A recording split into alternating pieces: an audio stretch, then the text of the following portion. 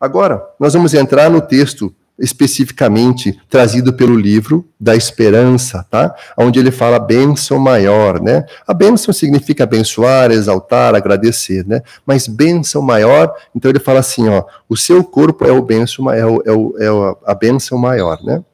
No item número 1 desse texto, que ele vai falar agora, só lembrando que ele sempre traz, em todo o livro do livro da esperança, Emmanuel traz, né?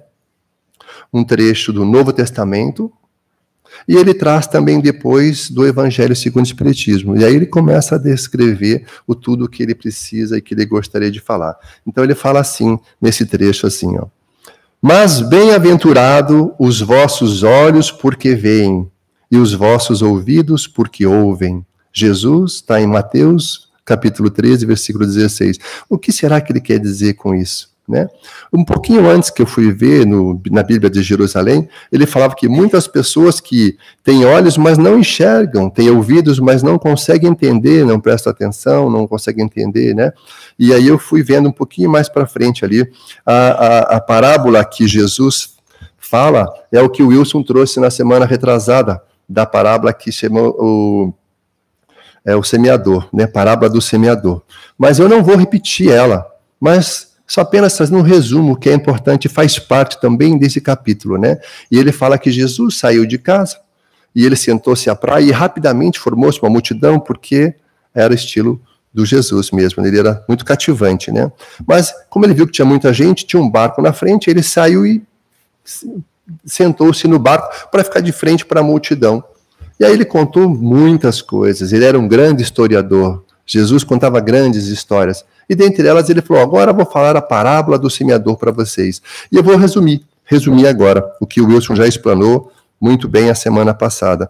E ela fala assim, ó, e ele fala o seguinte, que um semeador saiu a semear. Algumas caíram no meio do asfalto e queimaram com o tempo e não deu certo. Os passarinhos comeram e foram embora. Uma segunda semeação que ele estava andando, caíram em lugares de pedra.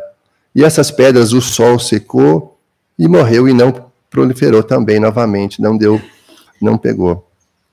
Na terceira, ele estava andando, né, semeando, e algumas caíram sobre espinhos. E esses espinhos sufocaram essas sementes e ela também não brotou. E mais na frente, nessa quarta opção, ele passa em algumas terras boas, frutíferas, né? E aí, nessa última tentativa dessas terras boas, que algumas caem nessas semeaduras, né? Ele dá bons frutos, dá boas semeaduras e com sucesso. E brotam-se com sucesso e tudo mais aqui. Mas, explicando então essa análise de Jesus, no capítulo 13, no versículo 18, um pouquinho para frente, ele fala assim, ó, explicação da parábola do semeador, para mim tentar entender. Falei, puxa vida, quando eu li isso, explicação, e ele falava assim, ó, muitos vão ver as boas ações do evangelho e não vão entender. Muitos vão ouvir com os ouvidos e não vão conseguir entender também. Mas daqui a pouco veio na minha mente de novo uma coisa que já veio na outra vez. O livro Coração do Mundo, Pátria do Evangelho. Eu falei, Humberto de Campos está me seguindo, está me perseguindo, né? E eu falei, mas de novo, o que tem a ver o livro Brasil, Coração do Mundo, Pátria do Evangelho, com a parábola do semeador? E começou a vir para mim claramente uma coisa assim, falou, olha, o semeador não passou por vários lugares? Muitos não semearam e no último semeou?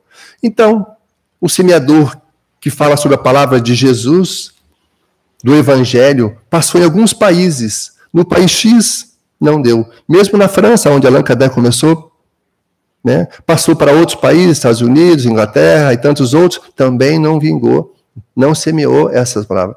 E assim foram tantos outros. E chegou no Brasil. O Brasil, hoje, é o país com maior... Tem 14 mil instituições espíritas, entre hospitais, escolas e casas espíritas. Temos mais de 3.800.000 adeptos ao espiritismo. Então o Brasil foi escolhido, né? Porque eram pessoas morais? Não, muito pelo contrário. Aqui é um lugar de regeneração. Ela fala, o Brasil é um lugar que dá para generar muita gente. Né? E tantas pessoas e tantos exemplos nós temos. O próprio Emmanuel lá atrás, ele dizia que também tinha alguns comportamentos, né? E foram evoluindo. E assim tantos de nós, aqui é um lugar onde nós, que ainda temos muitas dificuldades, teremos mais facilidades, mais apoio, digamos, para que nós possamos continuar, né?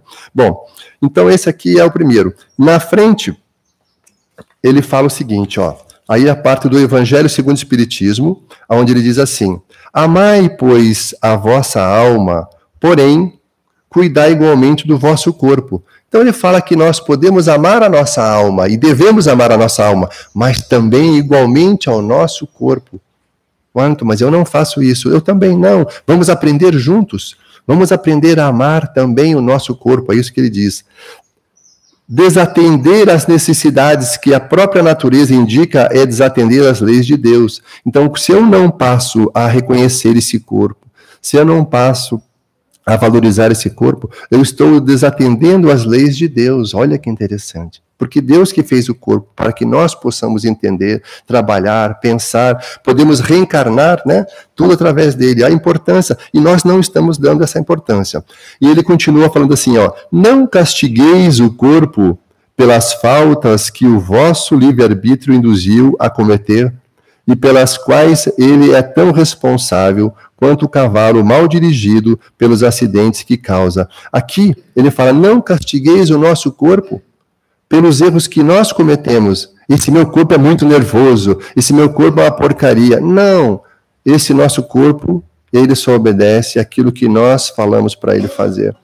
Nós somos o responsável, é o nosso espírito que é o responsável. Então nós temos que buscar a maturidade, a compreensão, ressignificar tudo, diminuir as situações que nós não aceitamos por coisas que nós passamos a aceitar. A rebeldia judia muito de nós.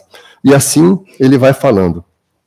Quando ele fala do cavalo, é como se o cavalo mal dirigido, ele é o culpado. Não, quem está na rédea, né? Quem está comandando ele é o que realmente faz com que o cavalo vá para um lado ou para o outro, né? Teu corpo, tua bênção maior. Ele repete aqui. Teu corpo, tua bênção maior. Essa é a nossa lição de hoje. Auxilia-o com diligência, com cuidado, para que ele te auxilie com segurança. Então, como é que eu quero que o meu corpo me dê segurança se eu não passo segurança para ele?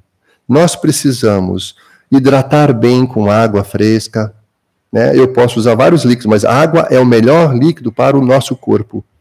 Eu posso me alimentar de qualquer maneira, mas eu também posso me alimentar com alimentos saudáveis ao meu corpo. Mas como é que eu vou saber o quanto que eu preciso me alimentar? Que tipo de alimento existe os profissionais da área de saúde, nutricionistas, médicos nutricionistas, aonde vão fazer exames e vai dizer, ó, você precisa de tal vitamina, você precisa disso, ó, tá com excesso de proteína, tá com excesso de carboidrato, tá faltando isso. Então esses exames por especialista vão trazer para nós, né, uma melhoria de maneira geral. Então auxilia o teu corpo de maneira geral.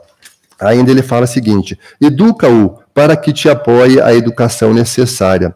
Se nós educarmos o nosso corpo com equilíbrio, né, tanto para se alimentar, se nós educamos o nosso corpo, até mesmo uma postura corporal, é uma educação. Nós precisamos educar o nosso corpo, ou eu fico totalmente curvado para frente, e eu tenho ficado, meu filho falou, pai, você está inclinado para frente, né? Me chamou a atenção outro dia, gravei isso. Cada vez que eu estou na rua, eu já volto novamente a endireitar minha coluna. Então, muitos dos nossos problemas corporais são de comportamentos em que nós não temos consciência, e nós vamos fazendo coisas erradas, eu faço forças de maneira errada, pego pesos de maneira errada. Então eu tenho que reeducar esse corpo para que ele aprenda a fazer corretamente. Eu posso falar gritando, eu posso falar tranquilo e calmo. Eu posso ir lá e dar um soco, mas eu posso também ajudar com a minha mão, fazer um passe, uma magnetização, né, uma gentileza, um aperto de mão, um abraço querido que vai acolher a todas as pessoas. Eu preciso educar o meu corpo para que ele seja mais receptivo, para que ele não traga tanta repulsa. Quanto mais eu estou bem, com a energia positiva, quanto mais equilibrado eu estou, as pessoas querem estar próximo de nós. Mas se eu me permito, através de pensamentos errôneos, entrar num processo da tristeza e ficar repetindo mentalmente, e eu vou entrando numa depressão, a tendência é nós repelirmos as pessoas ao nosso redor. Não são eles que estão se revoltando contra nós. É nós que estamos produzindo isso. Então é importante essa autorreflexão, o autoconhecimento desse corpo físico, porque mente, corpo e o espírito está tudo interligado. Eles não estão separados. É uma ilusão. Se eu ajudo o meu espírito através de leituras da moral, de estudos, eu vou ajudar o meu perispírito, eu vou ajudar meu corpo físico. Está tudo interligado. Continuando, ele fala assim, ó, cabine de comando. Ele fala que o nosso corpo é uma cabine de comando. Como assim? Consegues manejá-lo, expedindo ordens e sugestões que remodelam o pedaço de globo em que respiras. Ele fala o seguinte aqui, cabine de comando, vamos imaginar que nós estamos num campo de futebol e tem o técnico. Esses jogadores, ele está na cabine de comando. Se ele dá ordem, ó, você é atacante, você é o zagueiro, você é lateral, se cada um aceita as ordens dadas por esse coordenador, por um chefe, por um pai de família ou pelo técnico de futebol, vai dar um resultado. Mas se o goleiro sai e quer ser atacante, vai ficar o gol desprotegido. Então ele fugiu à ordem, não é para ele fazer isso. Mas se nós seguimos aqui, ó, cabine de comando, se eu sigo as ordens que é nos dada, se eu sigo as ordens que é me colocada, eu ando em uma velocidade X, sem forçar muito, tomando bons líquidos, boas alimentações, fazendo todo esse aparato, eu realmente vou ter um comando melhor. Se o médico fala, siga esta receita, coma isso ou aquilo, né? Então, nós temos que seguir essas ordens, e por isso que ele chama cabine de comando. Escopro, olha o nome. Escopro serve para burilar mármores, metais, madeira, é um instrumento, tá? De fazer esse polimento, digamos assim, né? Então ele fala que o nosso corpo aqui é um instrumento que serve para burilar, para polir os nossos próprios vícios, né? Então nós temos que fazer o polimento constante do nosso corpo, desses vícios que nós vamos tendo, que ainda nos domina, que precisamos aperfeiçoar o nosso corpo e convertê-lo em amparo e alegria. Então ele chama que nós somos esse instrumento de bulirar, de polir, de melhorar, né, cada vez mais quando nós vamos podendo. Ele ainda fala assim, pena,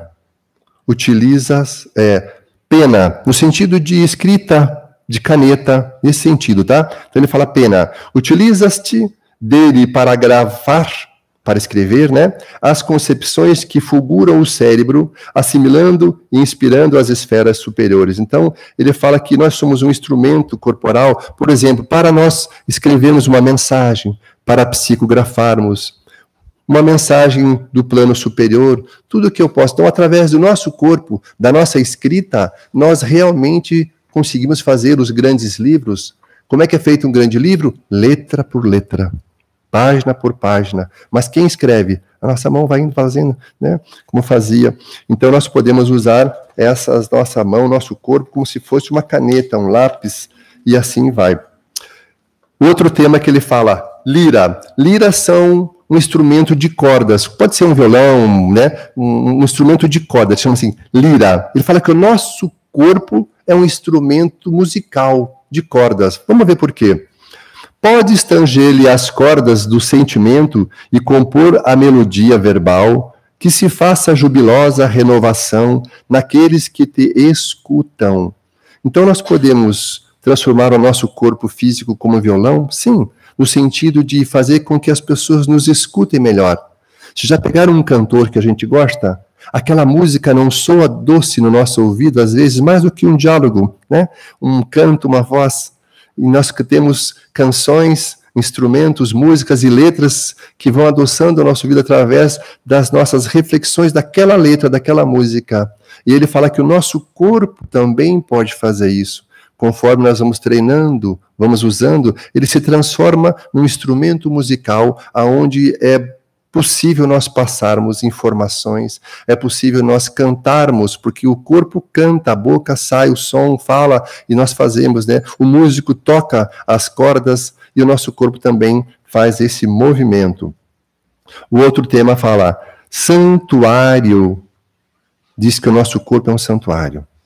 Fazes dele o templo da emoção, aurindo forças para sonhar, e construir ou formar o jardim da família em que situas o filho do coração. Ele fala que o nosso corpo, então, é um santuário que possibilita a formação do quê? Das nossas famílias, dos nossos filhos. Olha a grandiosidade. Então, o nosso corpo é um santuário? Sim, é um santuário porque ele faz a produção, permite a reprodução do ser humano, né? Dos nossos filhos, dos nossos netos. E assim nós damos oportunidade, porque a união de um homem e de uma mulher não é simplesmente para que nós vivamos um amor apaixonado, um romance, mas principalmente para dar oportunidade a um espírito, assim como nós, a oportunidade de estarmos aqui, reencarnando e podendo aprender e superar aquilo que precisou durante as várias encarnações que nós ainda não aprendemos. Então a importância de nós passarmos pelo planeta Terra é muito grandioso, né? Faz parte, né? E ele repete novamente, teu corpo, tua bênção maior, insistindo que o nosso corpo é a nossa bênção maior. 12. Ele fala o seguinte, há quem acuse pelo golpe da criminalidade ou pela demência do vício, como se o carro obediente devesse pagar pela embriaguez ou pelos disparates do condutor. Então, há quem acuse o corpo pelo crime que ele está cometendo. Ele fala, não, o nosso corpo não comete o crime, é o nosso espírito, é o nosso pensar. Quem pensa não é o nosso cérebro, só lembrando, quem pensa é o nosso espírito, tá? Ele que pensa, né? Apenas faz parte do corpo físico, o cérebro, tá? E daí, continuando aí nessa mesma cláusula, ele fala ali, então, que como se o carro, né, também, num acidente, numa situação de embriaguez, ele que é o culpado. Eu bebo, bato o carro e o carro é o culpado, não sou eu. Tá errado, né? Tá errado, né? Então, somos nós, os condutores, que erramos. Continuando. E existem ainda aqueles que o declaram culpado pelos assaltos da calúnia e pela calamidade da cólera, qual se o telefone fosse responsável pela malícia e pelos desequilíbrios dos que lhe menosprezam e injuriam a utilidade. Ele fala aqui que se nós usamos o nosso telefone, o nosso celular, xingamos, brigamos e põe a culpa no telefone. Não. Novamente, assim como o carro, nós sempre seremos os responsáveis, tá? E por último, ele fala o seguinte ali, ó. Ele fala o seguinte, considera que o corpo te retrata a inteligência em desenvolvimento no planeta. Olha só, considera que o corpo, o nosso corpo, te retrata a inteligência em desenvolvimento no planeta. Interessante. Inteligência que, no seio da terra, é semelhante ao filho em promissora menoridade no colo materno. Então, Emmanuel fala o que aqui? Que o nosso corpo é mais saudável ou menos saudável, de maneira promíscua ou não, e vai retratar um nível maior ou menor de inteligência nesse planeta. Mas ele também compara a nossa inteligência, ele fala o seguinte, que a nossa inteligência, mediante ao universo, ela é como se fosse uma criança de colo. Tamanha as inteligências superiores que tem em outros planos. Nossa inteligência, por mais que nossa, como ele é inteligente, como eu sou inteligente. Não, nós somos um grãozinho de areia no deserto, no meio daquelas multidões de desertos de areia, né? Então ele fala que a nossa inteligência ainda é muito pequenina e que nós precisamos nos esforçar ainda mais, que nós precisamos buscar cada vez mais o entendimento com as leituras, com as palestras, ressignificando. Um problema é pesado, mas superar o obstáculo é mais leve. Morte é pesado. Ir para o plano espiritual é uma delícia, gostoso, também quero ir, né? Porque só evolui, é tranquilo, mas morrer eu não quero mais ir para o plano espiritual. Então, quando nós vamos ressignificando a nossa vida aqui, fica mais leve, mais suave, mais tranquila, né? Então, um dia de chuva, de sol, nossa, que maravilha, hoje muitas plantas estão recebendo, eu plantei grama em casa, falei, graças a Deus que choveu, que bom que eu esqueci de molhar ontem, então hoje a chuva já veio, eu dei graças, vim para cá, abençoando, agradecendo, né? Então nós vamos aprendendo a agradecer.